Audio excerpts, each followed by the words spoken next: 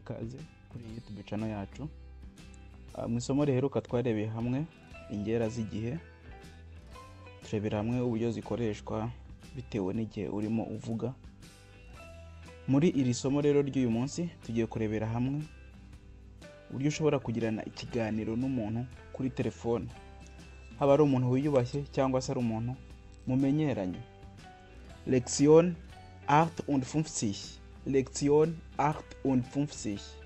Lektion 58. Am Telefon sprechen. Am Telefon sprechen. Am Telefon sprechen. Yego. Anrufen. Anrufen ni uguhamagara kuri telefone. Hanyuma participe 2 yayo ni hat angerufen, cyangwa se present perfect yayo ni hat angerufen. Hat angerufen. Ans Telefon gehen. Ans Telefon gehen. Kujya kuri telefone. Kujya kuri telefone. Yego. Das Telefon klingelt. Das Telefon klingelt. Das Telefon klingelt. Telefone irasona cyangwa se iri gusona. Mu gihe telefone iri gusona rero hano dufite uburyo buri informel cyangwa butiyubashye ushobora gukoresha. Ushobora kuyita buvuga Mila cyangwa here is Mila. Ariko mu buryo buri formal cyangwa bwiyubashye ubanza gusuhuza. Guten Tag. Hier ist Firma Mila GmbH. Mein Name ist Schmidt. Cyangwa se Mila GmbH. No kuvuga ngo aha ni igihe uhamagaye nka company. Yego. Iyi company urabona uyu muntu, iyi company yitwa Mila GmbH. Ukaba uri kuvugana na marketing Sarah Schmidt. Ni uri kuri telefone. Agahita kubaza was kann ich für Sie tun? Niki nshobora kubakora cyangwa nshobora kubafasha? Mila GmbH. Marketing Sarah Schmidt am Apparat. Ni uri kuri telefone. Uyu Sarah Schmidt ni ushinzwe marketing muri iyi company yitwa Mila GmbH. Was kann ich für Sie tun? Niki nshobora kubafasha cyangwa kubakorera? Iyi ni indi nteruro yindi ashobora kukubwira. Sie sprechen mit Sarah Schmidt. Muri kuvugana na Sarah Schmidt. Wie kann ich Ihnen helfen? Niki nshobora kubafasha? Yego. Hanyuma sich melden. Mu gihe agufashe amaze kukubwira biriya bintu, amaze kukubwira za nteruro tumaze kubona, nawe hari izo ushobora kumubwira mu buryo buri informel. Nawe ushobora guhita umubwira hello Max, here is Anna. Ubwo mu gihe ari umuntu muri kuvugana muziranye. Ariko mu gihe ari uburyo bwiyubashye nka kuriya tumaze kubona, nawe uratangira umusuhuza. Guten Tag. Mein Name ist Anna Bachmann. Cyangwa se Guten Tag. Here is Anna Bachmann. Ni byiza ko uvuga amazina yawe yose. Yego. Guten Tag. Mein Name ist Anna Bachmann. Cyangwa se Guten Tag. Here is Anna Bachmann. Umunsi mwiza. Muravugana cyangwa uyu ni Anna Bachmann. Cyangwa se umunsi mwiza. Izina ryanjye cyangwa amazina yanjye ni Anna Bachmann. Yego. Noneho nach einer Person fragen. Nach einer Person fragen. Kubaza undi muntu. Ushobora guhamagara kuri telefone ariko kwitabye akaba atari ushaka. Rero ushobora kubaza uwo ushaka aho ari. Ushobora kubaza ini nteruro ya mbere. Ist Frau cyangwa Herr Maya da?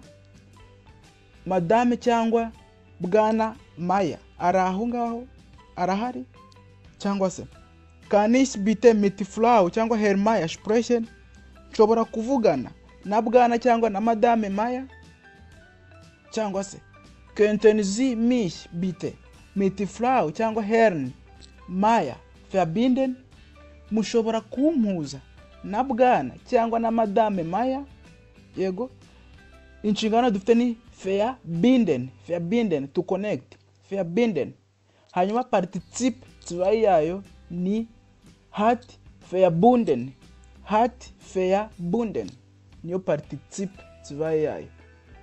Yego, mu gihe umaze kuvuga zino nteruro cyangwa umaze kubaza nimba ushobora guhura n'uwo muntu, mu gihe bishoboka bashobora guhita bakubwira ngo einen Augenblick cyangwa se einen Moment bitte, tegereza gato, ich verbinde sie, ndabahuza cyangwa ngiye kubahuza.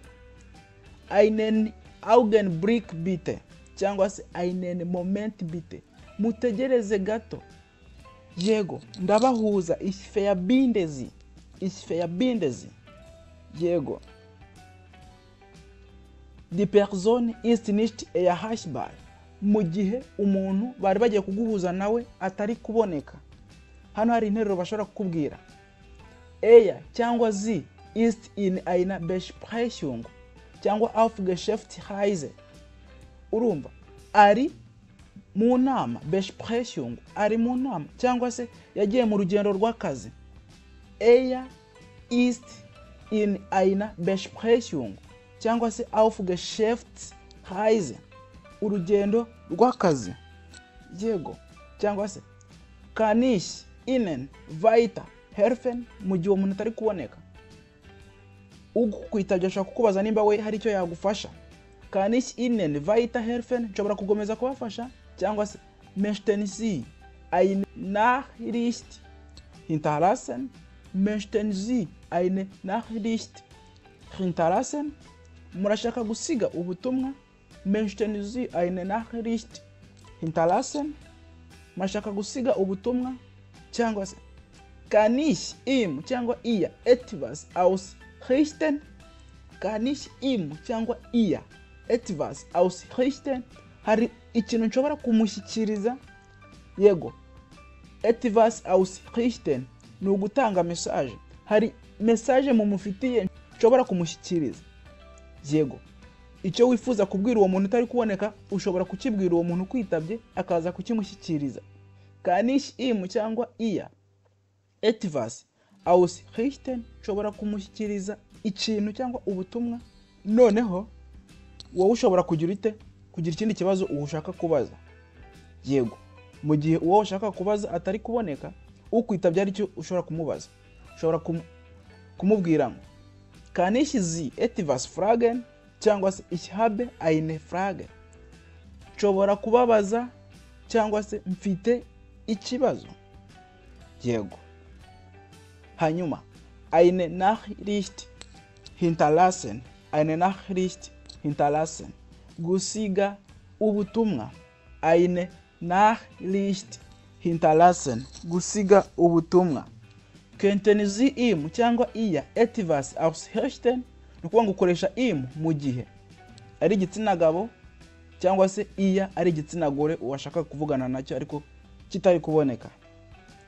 Könnten Sie ihm cyangwa ihr etwas ausrichten, mushobora kumushyikiriza ubutumwa. Sagen Sie ihm cyangwa ihr bitte, er cyangwa sie soll mich zurückrufen. Sagen Sie ihm cyangwa ihr bitte, er cyangwa sie soll mich zurückrufen. Mumubwire ko yaza kongera kumpamagara, mumubwire aze kongera kumpamagara, ko namushakaga namubuze, mubwire aze kongera kumpamagara. Cyangwa se sagen Sie ihr cyangwa ihm bitte, ich kann morgen nicht kommen. Ubwo n'igihe mwari mufitanye nka gahunda, mumubwire ko ejo ntazaza, ubwo gahunda mwari mufitanye yapfuye. Sagen Sie ihr cyangwa ihm bitte, ich kann morgen nicht kommen, ejo ntabwo nshobora kuza. Yego, uwo muntu mu gihe umaze kumubwira gutyo ashobora guhita kubwira ngo ich werde es ausrichten, ibyo umbwiye ndaza kubimushyikiriza.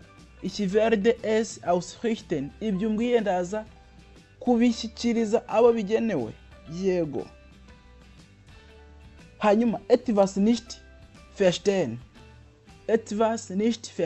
mu gihe hari ikintu utumvishe ushobora kuvuga könnten Sie das bitte noch einmal sagen, könnten Sie das bitte noch einmal sagen, mushobora gusubiramo ibyo bintu muvuze mu gihe utabyumvishe.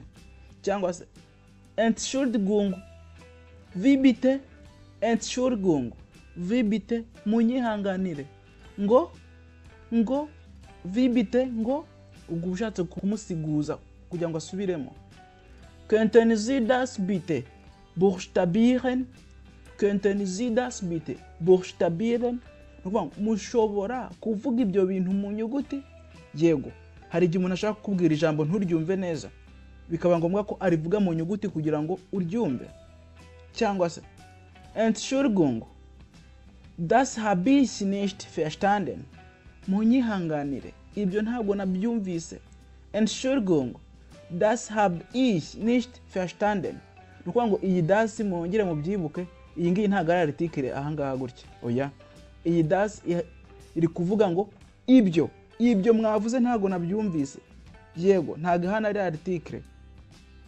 Ikindi, könnten Sie den Namen wiederholen? Könnten Sie den Namen wiederholen? Mushobora gusubiramo amazina. Könnten Sie den Namen wiederholen? Mushobora gusubiramo amazina. Cyangwa se Könnten Sie bitte etwas langsamer sprechen? Mu gihe umuntu muri kuvugana ari kuvuga cyane yihuta, ushaka kumubwira ngo Könnten Sie bitte etwas langsamer sprechen? Mushobora kuvuga buhoro mugenda gakeya. Das Gespräch beenden. Das Gespräch beenden, gusoza ikiganiro. Ushobora kuvuga ngo danke für Ihre Auskunft cyangwa Ihre Hilfe. Murakoze kubw'amakuru yanyu cyangwa kubw'ubufasha bwanyu. Auskunft ni amakuru. Cyangwa se ich rufe Sie später cyangwa se morgen nochmal an. Ndaza kubahamagara nyuma cyangwa se ejo. Yego, ich rufe Sie später cyangwa morgen nochmal an. Ndabahamagara nyuma cyangwa se ejo. Vielen cyangwa herzlichen Dank. Murakoze cyane. Auf Wiederhören. Auf Wiederhören. Nukuvuga ngo murakoze cyane, tuzongere tubonane. Auf Wiederhören, kubera ko ari kuri telefone niko usezera umuntu. Ashobora guhita kubwira ngo gerne geschehen, gerne geschehen, you are welcome, namwe murakoze. Auf Wiederhören, tuzongere tubonane cyangwa tuvugane kuri telefone. Cyangwa se ich wünsche Ihnen einen schönen Tag. Ndabifuriza umunsi mwiza. Ich wünsche Ihnen einen schönen Tag. Ndabifuriza umunsi mwiza. Auf Wiederhören. Tuzongere tuvugane. Yego. Hano dufite urugero. Guten Tag. Hier ist Firma Rochmal GmbH. Sie sprechen mit Julia Becker. Urukuva uyu musore ni uhamagaye. Bahise bamwitaba. Guten Tag. Hier ist Firma Rochmal GmbH. Sie sprechen mit Julia Becker. Muri kuvugana n'uwitwa Julia Becker. Guten Tag, Frau Becker. Hier ist Jonas Miller von Miller AG. Kann ich mit Herrn Schmidt sprechen? Nshobora kuvugana n'uwitwa Schmidt? Yego, uyu nguyu yitwa Jonas Miller. Arimo yifuza kuvugana n'uwitwa Herr Schmidt, ariko yakiriwe n'uwitwa Julia Becker. Ni umwakiriye. Yego. Es tut mir leid. Aber spricht gerade auf der anderen Leitung. Kann ich ihm etwas ausrichten? Munyihanganire cyangwa mutwihanganire. Arimo aravugana aka kanya n'undi muntu ari ku wundi murongo. Kann ich ihm etwas ausrichten? Hari ubutumwa nshobora kumushyikiriza cyangwa hari icyo nshobora kumushyikiriza? Ja, könnten Sie ihm sagen, soll mich heute Nachmittag zurückrufen? Mumubwire yongere ampamagare uyu munsi nyuma ya saa sita. Yego. Ya. Cyangwa yego. Mumubwire yongere ampamagare uyu munsi nyuma ya saa sita. Ja, natürlich mach ich das. Yego. Cyane rwose ibyo ndabikora. Ja, natürlich mach ich das. yego cyane rwose ibyo ndabikora, yego. Hanyuma vielen Dank, murakoze cyane, ich wünsche Ihnen einen schönen Tag, ndabifuriza umunsi mwiza, auf Wiederhören, tuzongere tuvugane. Danke, namwe ndabashimiye, Ihnen auch, namwe mugire umunsi mwiza. Ubwo nicyo ashatse kuvuga, Ihnen auch, namwe mugire umunsi mwiza, auf Wiederhören, tuzongere tuvugane, auf Wiederhören, tuzongere tuvugane kuri telefone. Yego, ndabashimiye cyane. Kanda subscribe, usangize inshuti zawe zirimo ziga Ikidage izi video. Kandi nimba hari icyifuzo, ikibazo cyangwa igitekerezo, mujye mubyandika hasi muri comment kugira ngo twige Ikidage twese tucyumva mu rurimi rwacu rw'Ikinyarwanda. Tschüss, auf Wiedersehen. Murabeho, tuzongere tubonane.